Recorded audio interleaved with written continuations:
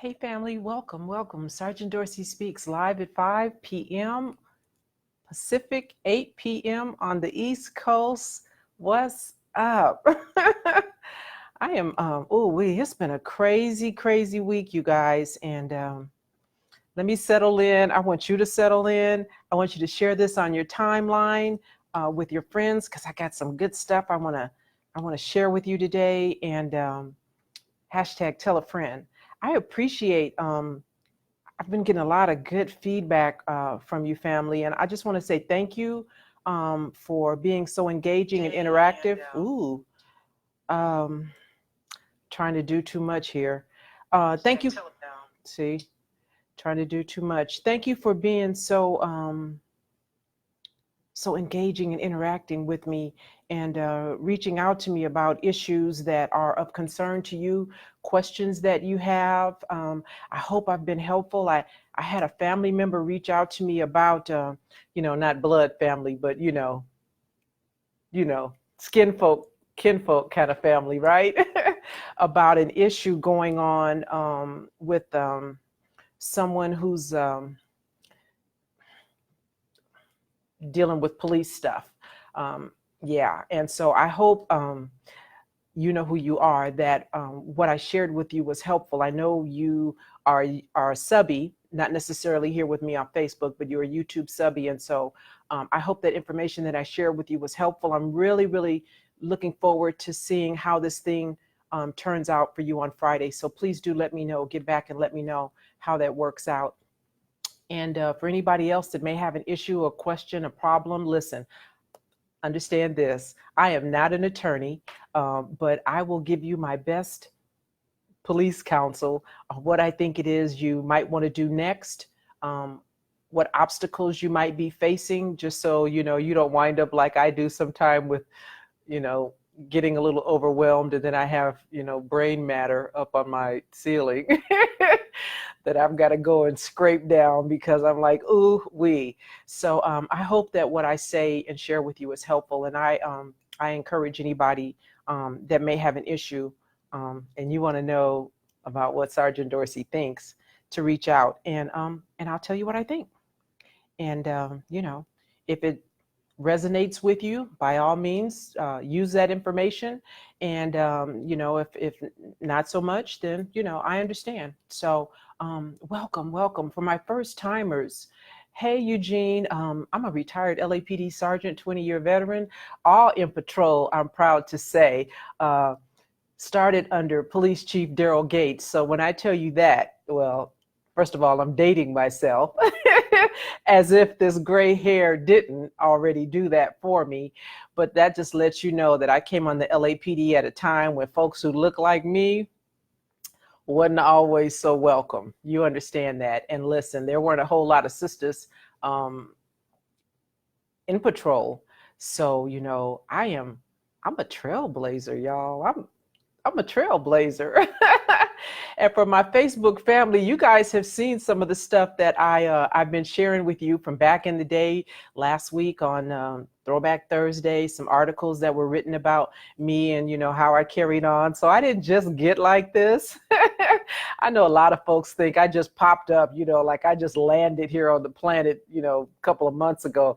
I've been me doing what I do, the way that I do it for a long time. So every now and again, I may just, open up the closet and let you peek in and just see, what a rebel rouser I was. So yeah, 20-year veteran sergeant, Los Angeles Police Department. And so when I tell you what I tell you, listen, understand this, because I got some folks who every now and then they get their panties in a bunch. And so I always say, and I'll just, a reminder, I'm not looking for agreement.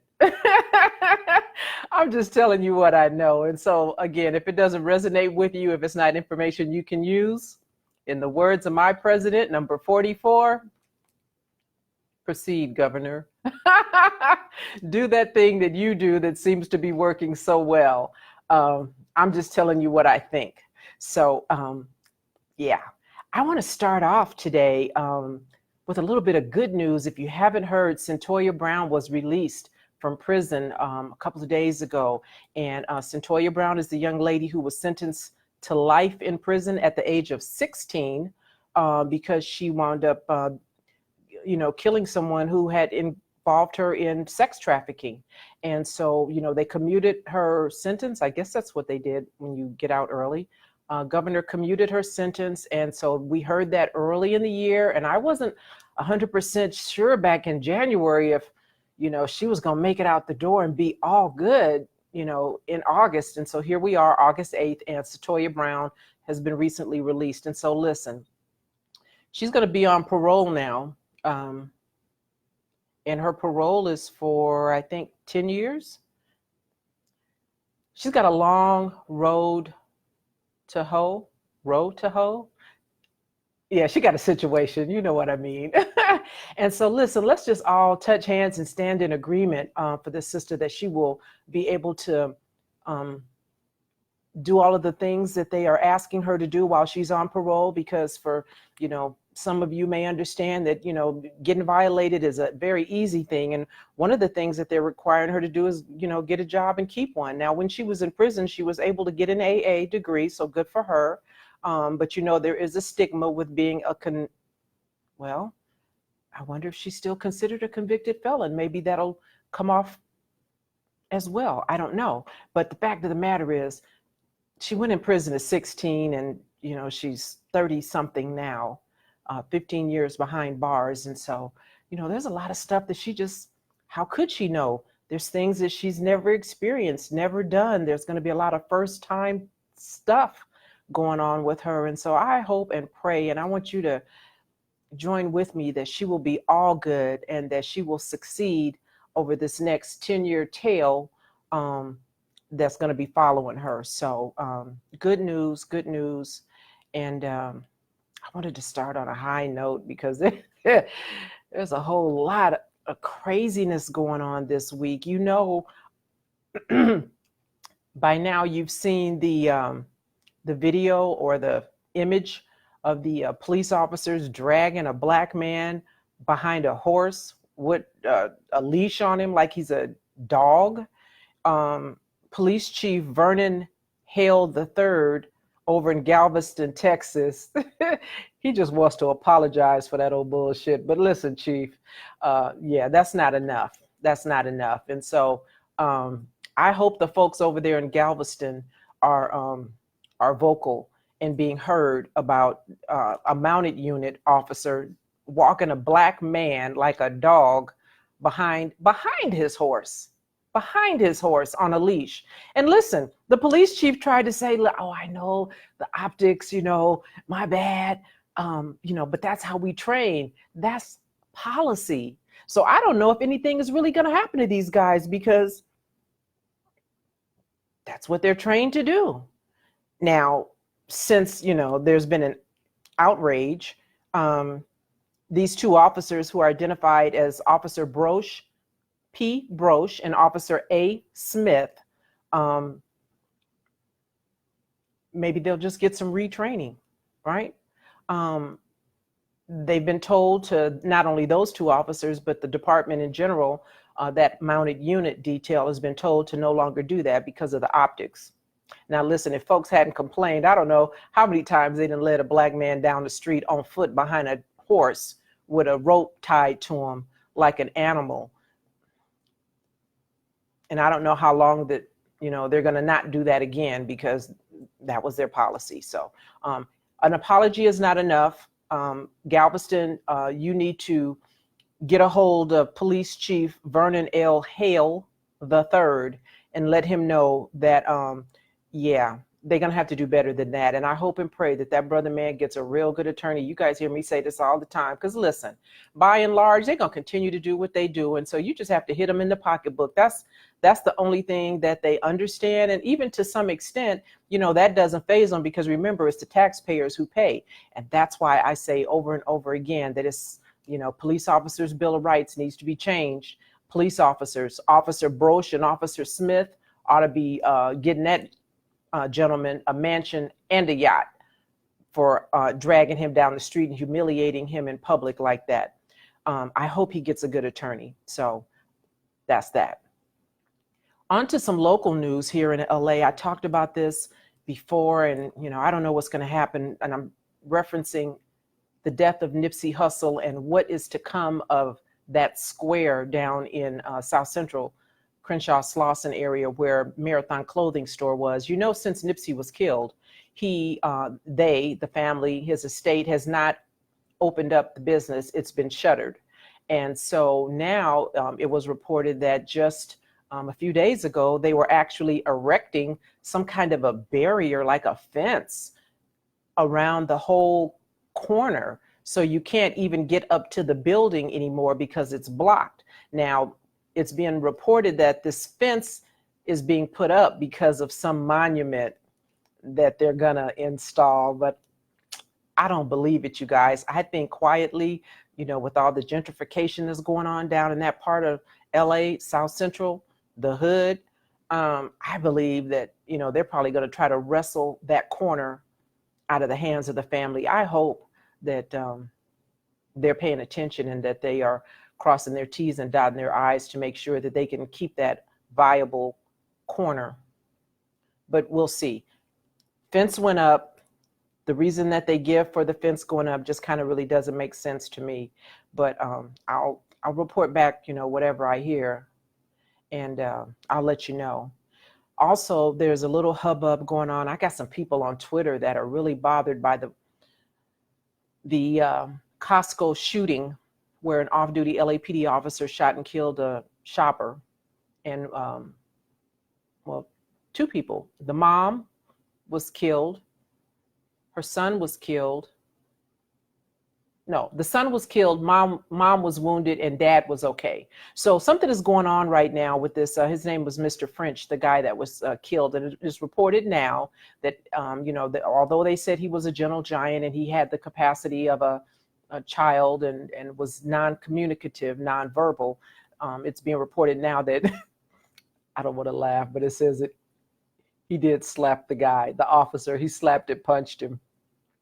Now, you know, I don't know if being slapped and punched was the proper response to shooting, because this officer wound up shooting about 6 times. But nonetheless, you know, this guy was not quite so gentle as they were saying. And so there's a video that's available that sounds like, you know, Corona PD is not making accessible. It's there, it exists. It's being reported by some of my Twitter family, and I only know this because they've been tagging me. They've been tagging me like crazy to get me to chime in on this whole situation with regards to the Costco shooting, because co-workers, employees of Costco have been told to not speak on it. They've been required to sign some kind of NDA, or something is going on. And so that's making folks really anxious and wondering, hey, Roderick, I'm wondering, you know, what are they trying to hide? LAPD and Corona PD, are you guys in cahoots? Why are you not allowing the employees to speak? But they're not. So that's continuing to bubble up. And if I hear more, if I know more, I'll let you know about that. I don't believe the officer in the Costco shooting has been charged as of yet. Of course, he's still, I believe, on administrative duty, has not been arrested, is out walking around the cabin freely. So, yeah. Family and supporters and those who are concerned and care about that incident are, they're looking and they're watching. And so I will too. Let me talk a little bit about these mass shootings, because I've shared with you already now, and you've had a chance to see what I said over the weekend on CNN International, and then a couple of days ago on KTLA about this whole, you know, 2 events. El Paso mass shooting, where the guy drove, some 600 miles over 8 or 10 hours to get to El Paso, not knowing how many Walmarts he passed. Now it says that, you know, he was driving and he got hungry and he just stopped at this particular Walmart to get something to eat and decided, I see Mexicans. This will do. And so he shot it up, and he shot it up because he believes the stuff that he hears coming out of the mouth and the Twitter account of Lil Tink Tink. And clearly, he's not crazy. Clearly, he's not mentally ill. And I had somebody try to get at me and compare him to the Unabomber and say that the Unabomber did heinous things and he was absolutely mentally ill. But you guys understand, yeah, he might be crazy, but he ain't mentally ill. Anytime you get behind the wheel of a car and you drive for hours and hours and hours, you're navigating, you getting gas, you get stopping to use the restroom and all of that. Because listen, if he was really crazy, I'm going to just say he probably should have, unless he was wearing an astronaut diaper, he probably should have just kept driving for 10 hours. And when he got there, his pants and everything should have been soiled and ruined. Then I might think he was crazy. But he had the presence of mind to handle everything that a regular person would handle, a normal person would handle on the way to that Walmart.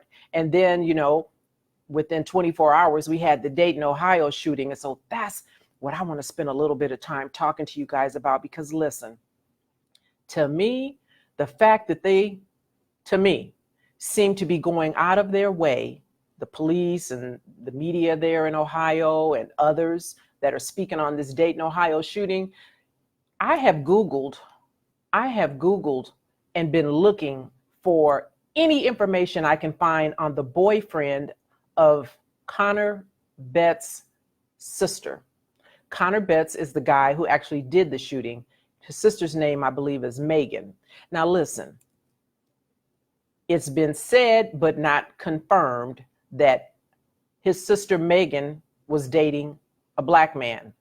There are certain pictures of the people that were killed, the 9 that died, and there are at least, I looked at the ages and all of that, and there are at least 2 males that are 25, 26, which was the age of Connor Betts' sister, Megan. She was 25, something like that. And of the 2 victims, males that were 25, 26, one was white, one was black. I do believe the black guy, I believe his name is McNichols. I'll tell you in a minute. I believe that that's her boyfriend, Nicholas. Nicholas Coomer is the brother that was killed. And no, take that back. Thomas McNichols is the brother. He's 25, and you can Google it and find pictures. Thomas McNichols, he's 25. I believe that that's the boyfriend. But here's how they report it. I've seen it in several different places because I've been Googling stories to see. And they report on this guy as quoting Megan Betts and a male friend. Male friend is the way one article refers to him.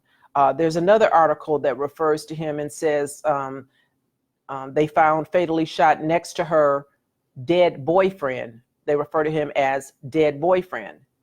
Then there's another reference to him where he's referred to as Megan's companion.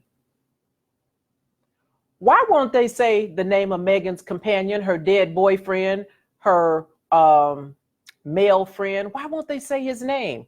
I think they won't say his name because it's brother man. And I think that there is a racial component to that Dayton, hey Gene, to that Dayton, Ohio shooting. Now I did read this by TV One.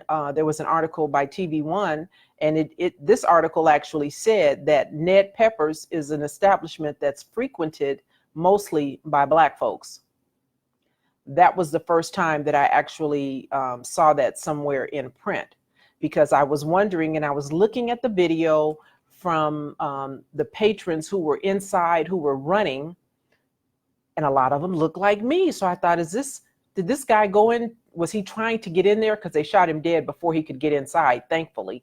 But was he trying to get in because he was targeting this establishment that primarily was patronized by Black folks? Was this white boy looking for Black people?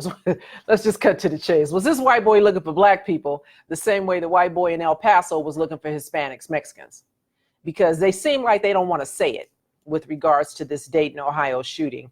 And because they won't say it, makes me think it must be a thing. And so this is the first time where there's been a mass shooter who went looking for us. Specifically, if that's what he did. I don't know. I'm asking a question. And so, that should give those of you who look like me pause, because this is the first time that they have come looking for us. Ned Peppers, well-known bar for the Black community.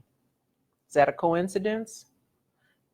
Now, there's many others that are still in the hospital injured seriously, probably, and some of them could succumb to their injuries. And so the death count may increase, and the ethnicity of those who were killed may change as well. But right now, of the 9 people that were killed, 6 were Black.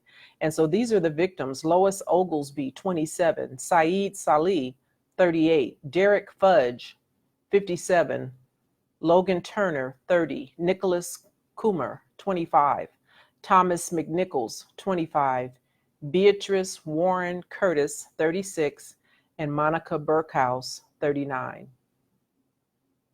6 of those names were people who look like me, and they don't seem to want to say that much, and I don't know why. Here in California, there was a millionaire who was charged in the strangling death of his wife. He was arrested, he was out on bail, and I think he went to court a time or two, and then all of a sudden he just vaporized. And so he's been on the run for the last 4 years, and they just caught him. His name is Peter Chadwick. He's 54 years old, and he was detained by Mexican authorities on Sunday. And if he hasn't already, he soon will be flown back to California because this incident occurred in Newport Beach. So said he was able to stay out and be a fugitive for the last 4 years by using fake IDs. They said he stayed in very modest hotels. He worked odd jobs, and he used the money generated from those odd jobs to sustain himself. So he's in custody now, and soon to face charges here in Newport Beach, California. I also saw an article. I thought it was kind of funny, and my LAPD family will appreciate this. There was an article, I think it was in the Times, and it says LAPD is saying 50 is the new 20. Because they just had a recruit graduate from the academy, and he's 50 years old. Listen, this ain't the first time some old man, an old woman tried to get on LAPD, and he ain't gonna last. Because listen, those of us who did that job, who are doing that job, understand, once you get north of, if you got some sense, 40, 45, you really do want to get out of patrol, or you want to get a real cushy job working patrol, senior lead officer, sergeant of police, like I was. You don't want to be seeing the man and seeing the woman and going eastbound through the houses and over fences. That's a young man's game. And so for whatever, physical shape he might be in, that ass is 50 years old, and his body understands that. So I'm going to be very curious to see where Officer Mark Edwards is in 5 years. When he's 55 years old, yeah, it won't be working the patrol streets, South Los Angeles, as he's reported to be right now. But anyway, good job, Officer Mark Edwards. You made it through the police academy, and we'll see how welcoming and how supportive they're gonna be when somebody's getting their ass handed to you, and you still trying to get out the car. We'll see. Jussie Smollett, back in the news. Just very briefly, Fox Network wants everybody to know that while Empire is coming back for a final season, Jussie is not. And so they have figured out a way to finagle his character. I think they're going to show images of him in the background. I don't know if it'll be, a picture somewhere in a room where they're talking about him, but you won't see him. So I knew he wasn't coming back. I knew he couldn't come back because Disney Studios bought Fox, and Disney is very particular about their brand, and I knew that they weren't going to be playing with Jussie. So Empire's coming back in a few weeks, final season, but Jussie Smollett absolutely is not coming back. I know you heard a lot about this ICE raid that happened in Mississippi, was it yesterday, where they raided like seven factories or seven warehouses in Mississippi, and they wound up gaffling up. Said 680 people were detained during this ICE raid, and this was so dirty, so inhumane, if you will. Kids got out of school yesterday, and parents weren't there to pick them up because they got gaffled up in this raid. But what now is being reported is that even though 680 people were taken into custody, 30 of them were detained and released on yesterday at the very same spot where they were arrested or detained on humanitarian grounds. And then another 270 who had been taken into custody after being processed by Homeland Security were also taken back to where they were initially detained and released. And so,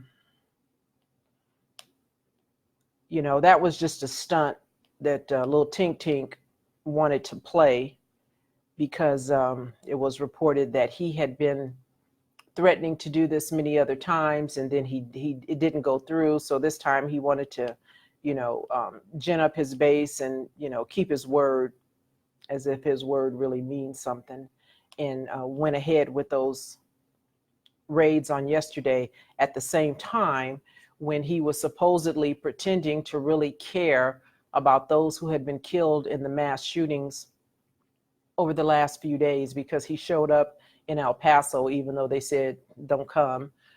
He showed up in Dayton, Ohio, even though they said don't come. And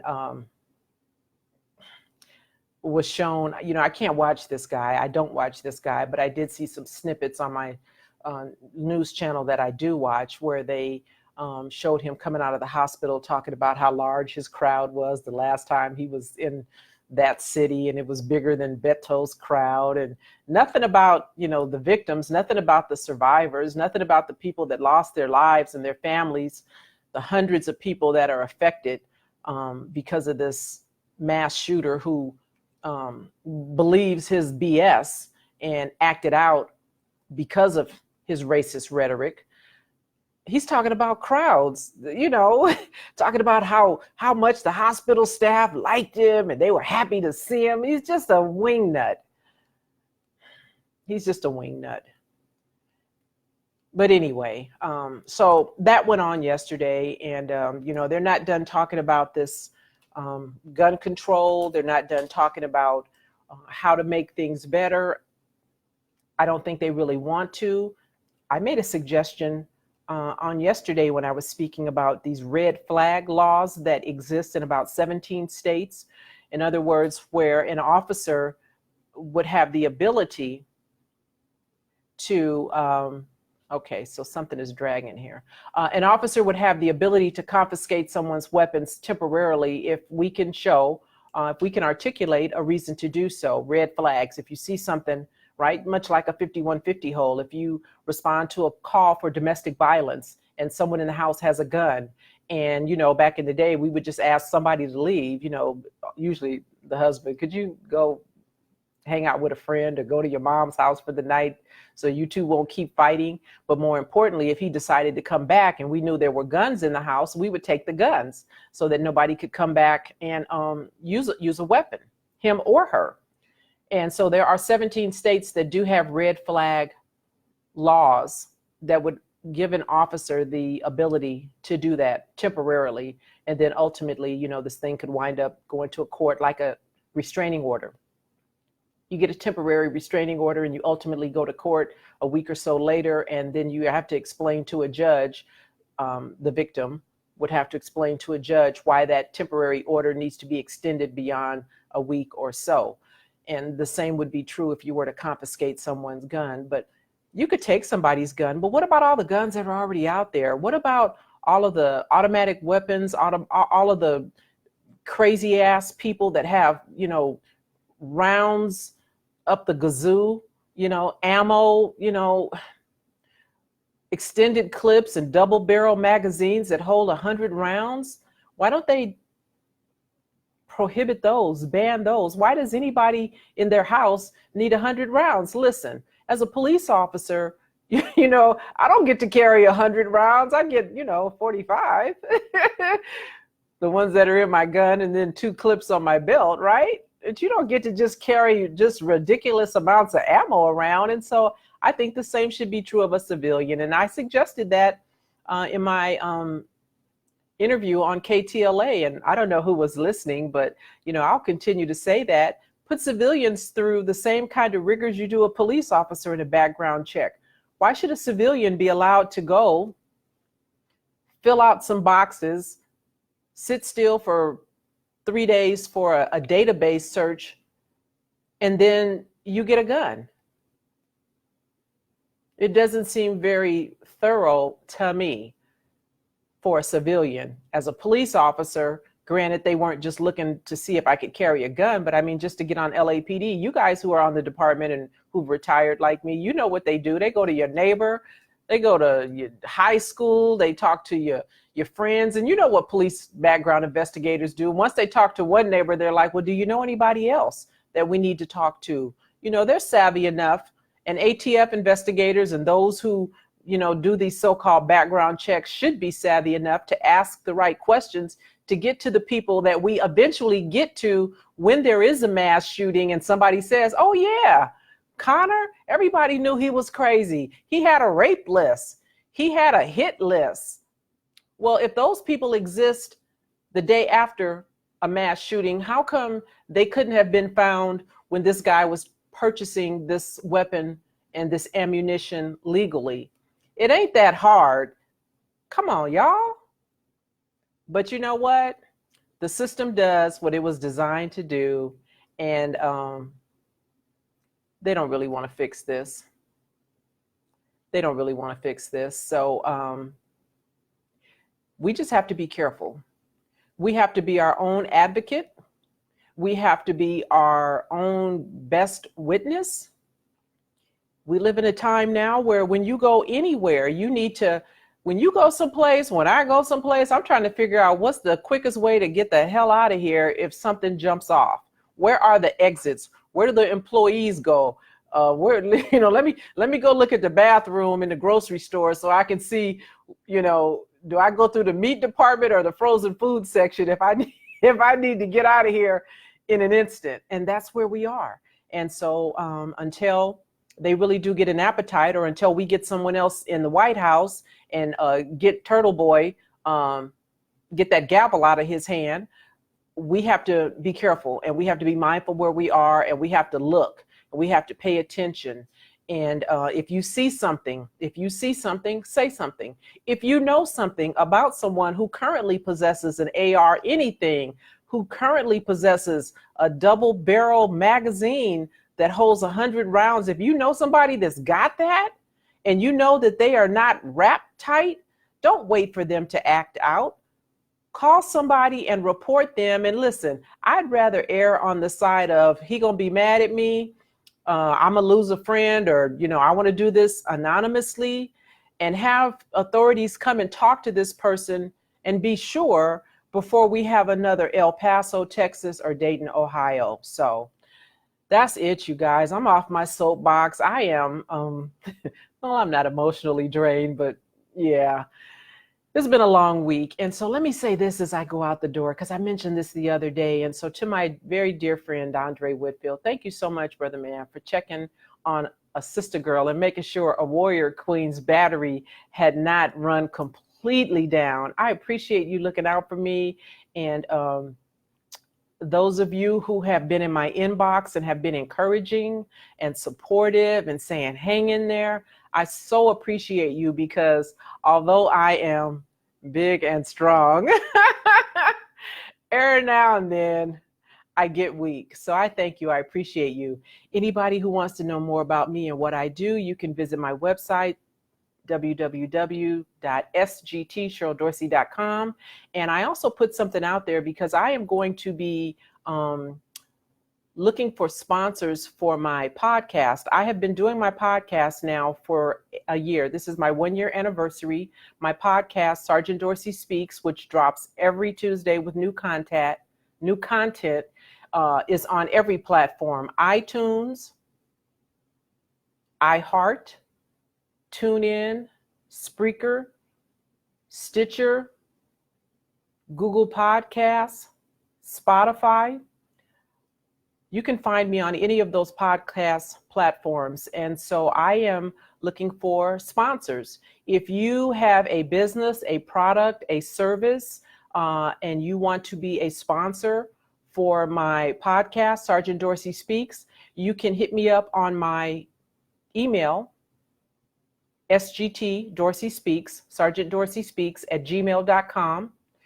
You can visit my website and reach out to me there. And I will get back to you with information on packages for sponsorship on either my podcast or my other social media platforms. So hit me up. Let me know if you have a need, if you have an interest. Thank you to my YouTube subbies. I appreciate you. I appreciate your engagement and interaction. I appreciate you guys telling a friend and helping me with my subscribers over there. Facebook, share this on your timeline with your family. And I'll see you guys next week unless something jumps off. Till then, be good, be safe.